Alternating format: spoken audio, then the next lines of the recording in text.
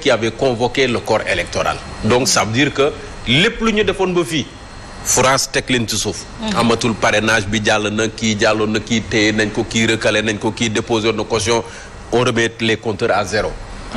Maintenant il fallait activer l'Assemblée nationale pour justement ñu acter ce report à travers une loi constitutionnelle.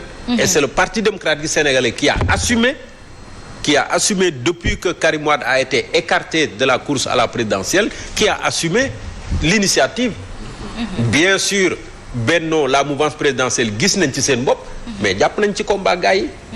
Donc gravité situation bi mooy lii moo waral justement l'opposition parlementaire hier a posé un acte disant que ñoom dañ ciy opposé wu quitte à le faire physiquement looloo waral sax gendarme yi ñëw et dafay gën a graaw léegi nag à partir du 2 justement pour venir à la question mais ce président Macky Sall là déjà 2-3 dernières années il a difficilement gouverné à partir du 2 ce sera encore davantage difficile pour lui day gën a métti ci moom parce que ñu bëri dootuñ ko reconnaître comme le président légitime du Sénégal malgré que on va vers une élection comme la date a été arrêtée à l'Assemblée nationale le 15 décembre à partir du 15 décembre nga dem élection en cas de deuxième tour ce sera certainement au mois de janvier bi ci topp déjà décembre après la présidentielle avec la compilation des résultats jusqu'à la proclamation provisoire jusqu'à la proclamation définitive en cas de deuxième tour ce sera certainement au mois de janvier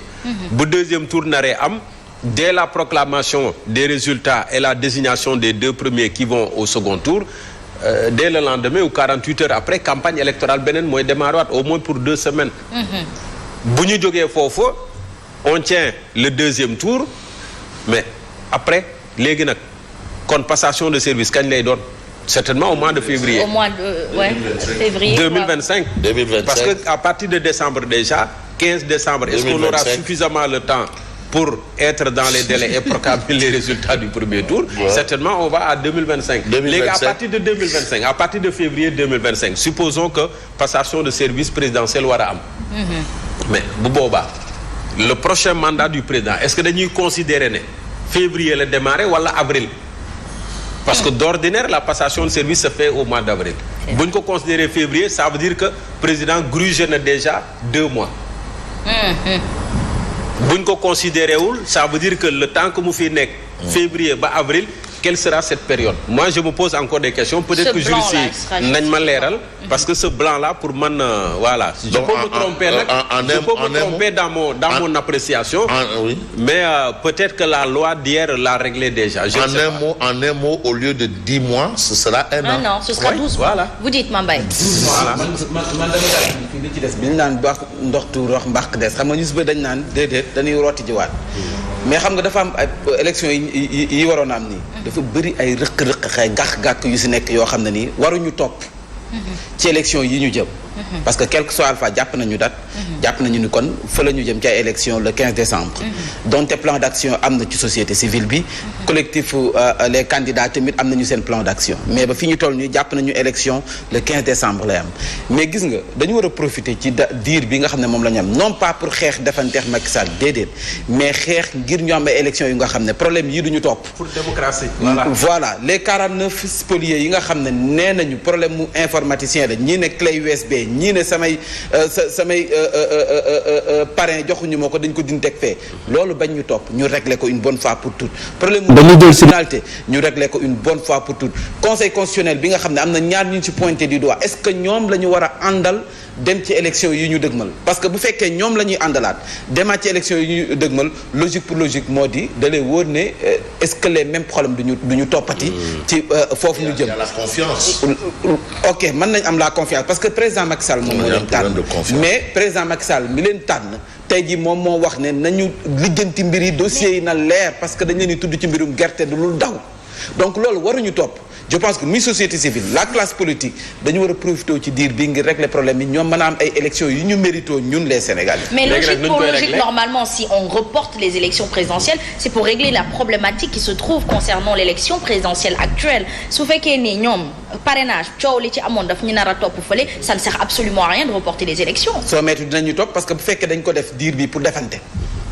jël ko kii defanteex président Macky Sall teg ay plan d'action ngir xeexax moom war nekk li nga de bëgg lu ñu doo am temps toog waxtaan te ñoom dañuy jàpp ne la classe politique boo demee toog waxtaan ngir régler problème bi rek acté nga report bi ànd nga ci alors que loo xam ne jàll na assemblée nationale ñoom def nañ lu ñu mën ñun ñëpp d'accord nañ ne ñoom def nañu lu ñu mën xeex nañu def nañ lu ñu mën donte ñu ngi essayé ba léegi mais gis nañ ne jàpp nañu dat man bu doon man la wala comme Abdoul Mbaye ni mu ko waxee li ci des nii dañuy def de sorte que benn problème benn dara luy mën a gàllankoor élection yi di ñëw ñu mu bañ ñoo toppati man sama xalaat mais l'idéal c'est justement ça problème yi indi situation bi yëpp ñu fexe ba bu mu amaat en tout cas bu mu amaat avant le jour du scrutin bi ñu jàpp mais loolu peut-être comme xëy na ni ko président njorte xëy na dialogue moo ko mën a régler mais dialogue yi avec qui parce que cette opposition là ñu bëri déjà nee na leen dialogue boobu seen yoon nekku ci. mais ça aussi c'est un problème. seen yoon nekku ci loolu bu fekkee donc finalement tu vas dialoguer avec qui et sur la base de quoi sur quel terme de référence. Le report, il profite à qui? C'était ma question de chute, certainement vous répondez déjà. En tout cas daal yëf yi moom c'est compliqué parce que même bu dialogue naree am mais dialoguer avec qui. loolu bëri décliné nañu. parce que ce qui est sûr c'est que Karim sera candidat. ñoom yaa ngi wax Karim sera candidat maintenant les recalés là. dinañ ci gis seen bopp les recalés nag. il faut sortir le fichier le bon fichier xam nga seen problème foofu la fichier. ak informaticien bi. Donc il y a un problème de confiance qui s'est posé. Est-ce que aussi régler le problème dans le conseil constitutionnel ou autour du conseil constitutionnel va peut-être rentrer un peu dans le cadre des revendications un peu des 49 recalés. Loolu aussi c'est des questions mais de toutes les façons il y a la montre. C'est-à-dire Macky a le temps. Le temps joue, ça n'attend pas. Et eux ils ont la montre. Macky a la montre et eux il y a le temps. Donc Mame Mbaye Ndiaye bu ñu la déggee li gën comme report bi xas na ba am li gën mooy ñu dem kenn ku ci nekk càmbar li nga xamante ni moo la fa dérangé woon ba nga doon joxoñ élection bi nga xamante ni moom la ñu reporté. sama xalaat bu gàtt muy société civile. comme acteur politique. ñoom ñëpp ñu xam ne fu mu nekk nii c'est vrai ñu ngi teg seen plan d'action. d'accord nañu xeex ba fu mu mënti yam mais nag. nañu xam ne bu fekkee dañu war a dem ay élection le 15 te ñoom ñu bëgg a participer ci élection yooyu te benn coow bañ ñoo topp moment bii la ñu am ngir mën ko régler. Très bien leer na nañ merci beaucoup. Il est 7h passé de 45 minutes. ou tout ce qui peut faire l'objet d'un blocage. il nous faut vraiment yokk caution bi. parce que xaj na fi. caution bi wala 100 millions. il nous faut xaj na fi. caution à 500 millions. waxtaanee loolu yëpp waxtaanee ko xaj na fi. il nous faut je le répète. 500 millions la sunu benn invité wax na ko démb. des élections libres. transparentes et sincères. surtout ça. mais nag que les faux profils yi ñu gisoon ci retrait de fiche de parrainage bi tamit ñoom tamit. loolu yëpp ñu waxtaanee ko te toog. loolu yëpp mën nañ ko waxtaanee. ñoom rek mën nañ indi lii jaxasoo loolu yëpp ñoom rek mën nañ ko waxtaanee. aywa. pourvu que nag nga am ñoo toogal ñoo waxtaanal. pourvu que ñoom ñu nangu dem wuyu dialogue boobulee. góor gi Yacine Boy nee na lu réew mi naqadi bu leen fàtte ne kër gi di poste moom moo gën a naqadi groupe La Poste. ndax ñoom ñi ngi ci ay jafe-jafe. góor gi Yacine Boy moom mi ngi foofu ah. may ma nuyu. mbër la waaw yaay tuuti ak. Pauline Thiam. yaay tuuti Pauline Thiam ñu ngi leen di nuyu bu baax. alors comme d'habitude. El Hadji Bour Guéweul. oui. nu mu tudd. le virement de situation Jabaay Bour Guéweul. Bour Guéweul Jabaay. Jabaay Couture moo fi jaar ba tey. ma joxaat numéro. waaw joxe ma numéro El Hadji Bour Guéweul Jabaay. waaw nga xam ne moo may sañsel. am na ñu bëri nag ñu taxaw fu mu nekk nii nee nañ dañ bëgg a ñëw. mais Mame Mbaye mais ton tailleur et le mien ont le même nom. Bour Guéweul. non man sama tailleur mooy Ousmane Jabaay. en tout cas ñun Bour Guéweul Jabaay ñaata la. Bour Guéweul Jabaay 77 223 44 12 ma bamtuwaat ko wala. 77 223 44 12. dama koo bëgg. non Asma dama koo bëgg. aywa ñu dugg si revue de titre. bokkoo si ñuy def boy si TR bi. non du man. je l'ai rencontré. yegg si na fii lay wàcc. c'est Mado surtout Yeumbeul. les gens ils ont adoré on a partagé. ayca ñu yegg ci kaw tribune yéene kaay. parce que yaakaar naa ne tey tribune bi député yi ñoo ci yegg. waaw assemblée nationale. tribune bi kaw tribune yéene kaay wala tey président Macky Sall moo si yegg. tànn sa bu la neex de. tribune yéene kaay nee na. mburu foofu ka fa. assemblée nationale sous haute tension. démb tàngoon na lool. 11h la ñu fa nekkoon ba daanaka ba jege na 0h de wala lu ko ëpp man ba may nelaw. ba may nelaw ña nga fa. parce que 0h la waroon yem. ba may nelaw man ña nga fa di defante gaa ñi taxaw ci fa ñu war a jëlee parole nekk mbiri du continuer lu mu ci manti doon nee nañu président Macky Sall imposé na les citoyens yokku mandaawam daanaka jël na mandat bi yóbbu ko jasab li Simon di fay nee naa bàyyi jasab. mënuñu woon yokku mandat mënuñu ko wàññi. loolu waxuñu ko fi yoon. moom lañ doon wax. jaaxal. mandat bi yóbbu nañu ko jasab. yokk nañu ko di. waaw. day yokk rek wa du wàññi. xam nga mandat bi fu mu nekk yokk nañu ko wàññiwuñu ko def fu mu nekk. loolu la ñu def. nee nañ président Macky Sall impose aux forceps la prolongation de son mandat leer na mandat bi kon yokk nañu ko assemblée nationale daanaka daal dina koy acté la présidentielle jàpp nañu date keneen ku jàpp date jàppal ne sa yëfa date bi ñu jàpp nga élection présidentielle le 15 décembre la déedéet du suñu bos. ña bosa ñun suñu bos le 25 février la woon. waaw dëgg yàlla. léegi jàpp nañu rek le 15 décembre la waaye démb tàngoon na lool. doole moom loo gën moo ci fajar. mais date bi waaw Bambaye date bi dañ ko bàyyi ci date am waay. bii date nationale la. date nationale la ku nekk am na ci wàll. non mais sérieux. non nañ ko bàyyi ci date am. date nationale la di. date ban. le 25 bi date nationale la léegi dindi nañ date nationale boobu yóbbu ko le 15 bi tamit date nationale la di. seen aw data la. déedéet. bii sunu. suñu aw data la. waaw. en tout cas GIGN daanaka démb ña nga woon sa assemblée nationale. nañu ko gisee woon ci installation ba. démb ñoo mujjee dugg. fungaat ña nga xam ne ñooy député yu Yewwi ñoom Ahmed Aïdara yooyu ñu ne leen dem leen toog ñoom Guy Marius Sagna gars yi jàllale lii nga xam ne moo tax démb Ahmed daax ba am ay laas si gémmeñ xam nga lii laas si gémmeñ xam nga laas si bët lay ne nga ne la ba am ay laas waaye da ngay wax ba sa gémmeñ yu weex yooyu laas yi muy fuur. non démb après man da nga koy seetaan di ree mais da ngay am gàcc da ngay ree nii rek mais da ngay am gàcc en tout cas loolu la ñu nekk nemmeeku démb sa assemblée nationale jamono joojee nag Bougane Gueye Dany daal dina dikk nee na article bu 31 dans la constitution nee nañ bu fekkee dañ ci sukkandiku bu weesoo 2 avril président Macky Sall amatu fi place ñun daanaka amatuñu njiitu réew ndax la simili bu mu ci teg jalgati la amul benn yoon droit toogati sunu palais bële bu weesoo le 2 Bougane Gueye Dany moom mooy wax nee na doxalinam bii nag ay député yu soumis maanaam député yu nga xam ne nii ndigal la ñuy wéyee li ñu naan ndigal jëfee ay député yu nga xam ne nii ay opportuniste li ñu naan baadoo la xamul njoowaan da nga koy njoow muy njoowaan Bougane ay wax ba tey de nee na xeetu député yi daanaka ñoom ñoo jàppale président Macky Sall ngir nag mu jàppandu rek ci mandat bi te ne du ko ba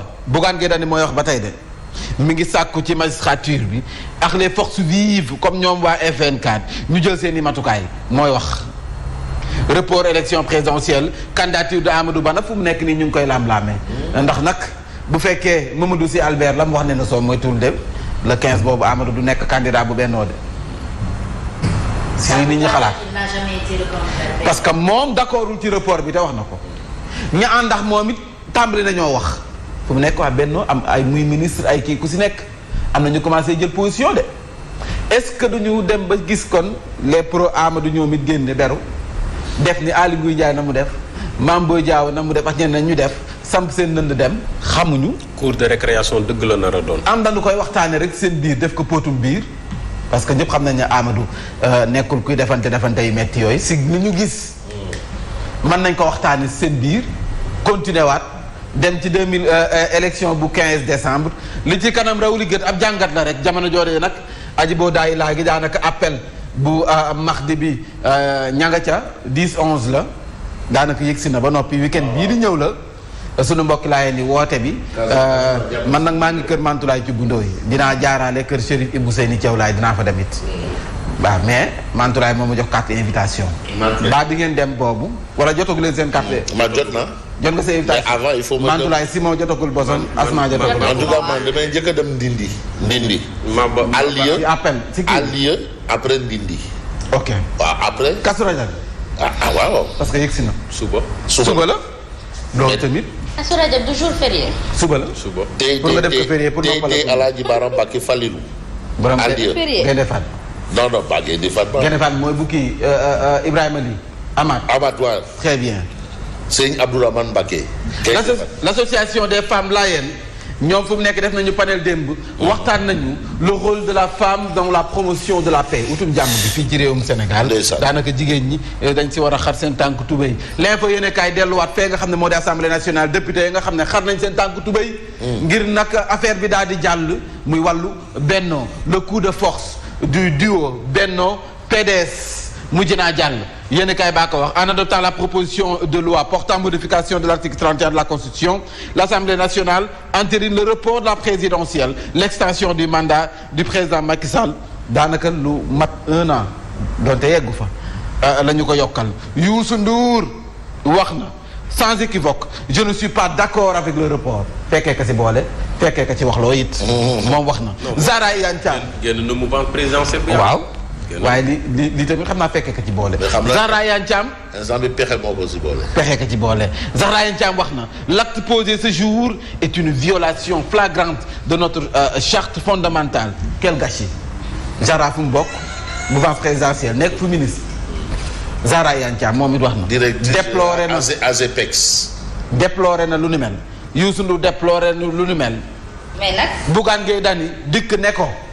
loo leen ñaawlu jàppale ne président Macky Sall bu fi toogaatee ñaari feex bu weesoo le 2 avril gii tegu ko ci yoon daanaka ñun am nañu njiitu réew à compter du 2 avril Macky Sall deviendra un président illégitime mooy wax de Latif Coulibaly moo njëkk tekki ndombal tànkam ce qui se passe est qu'on affaiblit la République d'accord ca Youssou Ndour ak Zahra ñu ngi nii moo tax gars yi voilà Zahra hier j'ai suivi avec Fatou Abdou Ndiaye il y avait un monsieur pertinent qui disait que quand on est de la partie dans un parti politique boo xamante ni yaa ngi contre seen ay décisions autant nga quitté il faut rendre le tablier mu jeex tàkk mu jeex tàkk il faut rendre le tablier nga def comme ñoom Aly Ngouille Ndiaye ni ñu def mu jeex tàkk ñoom Mame Boye Diao ni ñu def quitté ñoom Boun Abdallah Dionne mënoo fee nekk ci biir di ŋaañ lu mu ci manti doon ñoomi neen ñoo ngi koy waxtaani seen biir fóotu biir la waxtaan leen ñi ko nangoo ñi ko nanguwul jamono joojee nag gannaaw ba décret bi rotee fu mu nekk am nañ droit dem attaqué ko dana jàll am du jàll démb maître Amath Thiam mu ngi koy wax sànni la lutte attaqué ko tamit du mujj fenn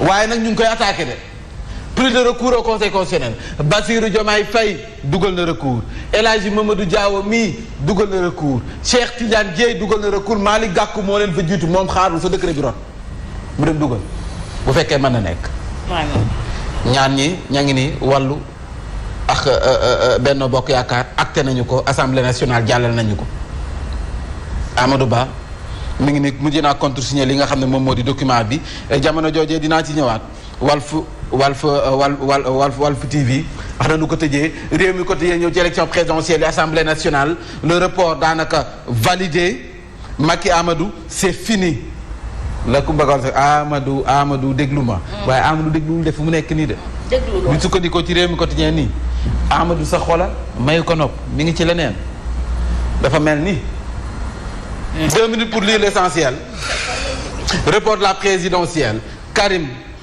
lu mu bind nii Mogrim du crime constitutionnel Mogrim c'est-à-dire démocratie un homme d'État choisit ses États d'homme contre son peuple parce que c'est le PDS qui a basculé la cadence lii de kii la nu mu tudd Ben Makhtar moom mooy bind yi oui Ben Makhtar mooy titre yi compliqué yi c'est le PDS qui a basculé la cadence fu mu nekk moom mooy gérer mooy diriger parti démocratique sénégalais non dama ne le 23 juin 2011 tout tournait autour de lui de Karim Meïssa Wade maintenant hier aussi tout tournait autour de lui c'est-à-dire défaite bi mu amoon peut-être le 23 juin moom le reprend il a gagné hier ça fait rire mais c'est dommage quoi monsieur le maire Alioune Mar ma koy nuyu mu ngi leen di nuyu. ndeysaan Mar waay Mar Alioune Fall Mar temps yi dafa jël yoonu boppam nag. xamante nañ parce que conseil la buy defante donc il faut. non je suis d'accord avec toi. dafa jël yoonu boppam je suis d'accord avec toi. yaa ngi dégg. je suis d'accord avec toi. l'Assemblée nationale fu mu nekk yokk na mandat bu président Macky Sall fu mu nekk ñoo ngi ba le 15 décembre ngir ñu war a dem vote ji la gendarmerie ñoo mujjee dikk sa hémicycle ba jële fa ña nga xam ne ñoo doon perturbé opposition bi nag nee nañ duñu bàyyi mu sedd majjaaluñu ñaanuñu yalwaanuñu dañuy xeex ngir jël li ñu moom engagé nañu bataille judiciaire Abdoulatif Coulibaly nee na ce que Macky a fait est pire que ce que présenté donc pour un 3e mandat et pire que se présenter pour un troisième mandat. nee na lii mu def nii présenté woon troisième mandat sax moom moo gënoon jàkk. Abdou Latif Coulibaly mooy wax ma nekkoon ministre jamono joojee nag waa Walf Quotidien ñi ngi yàq lu mel ni xemee maître Moussa Bocar Thiam jëruñ ñu dénk wàllum communication rocci na kon licence su Walf TV tëj na bunt ba liggéeykat yi mu ne leen dem leen nee na lii honte la dafa xeeblu dafa ruslu ci am réew mu ñuy bàkkee démocratie état de droit nga tëj ab télé. mën naa laaj benn laaj. laajal. journalisme d'investigation. dañuy dem ba ci guerre yi fi ñu ne. kay. léegi guerre yooyu ñoom image yooyu dañ koy wane. ay envoyé la ñuy nekk sa boo demee da nga dem ñëpp la ñuy wane. voilà léegi nag loolu noonu lu tax tëjuñu yooyu télé yooyu di fësal loolu. xam nga dañ naan nit ki dafa war a joxe information xam nga dem moom lañ doon wax. lii war nga ko wane waroo ko wane loolu ñoom ñoo koy décider parce que éthique ak déontologie moo lay mën a dicter na ngay doxalee sa ligne de ni ñu ko waxee conduite mais l'information droit la si mboolem ku lay seetaan si citoyen bu manti nekk. donc da ngay joxe informer juste et vrai loolu lañ ñu sant donc la nga gis si terrain bi moom ngay joxe. tey jii nag boo gisee ne tey lii su ma ko wanee mu xam ba ci taal bi. ñoom rédacteur en chef yi ñoom Simon ñoom ñuy décider. te lii bu ñu ko wanee mën na ci yokk ci xar mi karaw bu ñu ko wane nanu wane lii waaye nañ def de sorte que information bi na jàll. waa léegi Palestine la fa xew amoon na jamono joo xamante ni ñun ñëpp tous les pays yi nga xamante ni am na ay jullit génnoon nañu di manifester di naqarul lu fa xew nan lañ ko yëgee. du ci télévision ci information la. waaw Asma heure bi jot na. waa xam naa sënkam kay damay laajte rek. waaw heure bi jot na. tu seras un président illégitime à partir du 2 avril Bougane Gueye Dany moom moo ko bàkkee ki nga xam ne moo di njiitu réew président Macky Sall nee na ko lu la neex defal waaye bien boo nga xam ne askan wi say nawle lañ te nawle dafa fort. waaw respecter say nawle te li nga def nii nawle du ko def le 2 avril bu weesoo.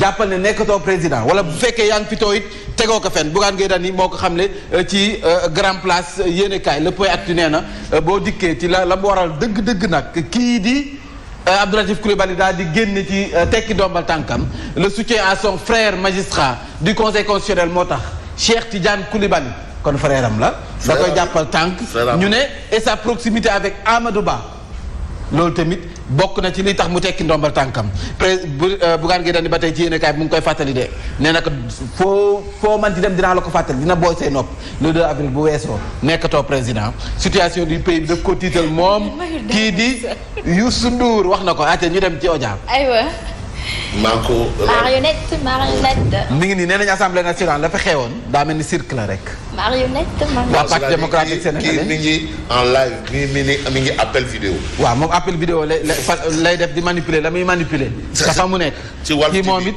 fa mu nekk lay nekk di manipuler yor ay marionnette am en tout cas jàll naan jàll lu mu ci manti doon jàpp nañu daat keneen ku jàpp daat Asma lu ca gën a fës. bokk na ci député Benno Bokk Yaakaar ak wàllu mi nga xamante ni dëggal nañu report de la présidentielle ci aw date 15 décembre 2024. mu ngoog date waa ngoog vote bi daanaka amal nañu ko démb député yi mu nekkoon fantasi ro fasantik sikkim gu metti ba takk der yi mujj saa dugal seen ab loxo la ñu prétexte nag nekkoon moo sabab ñu yóbbu ko ba le 15 décembre daañu leen ci gindi ci bi la jotaayu xibaar avenir politique bu kii di Amadou Ba daañ ko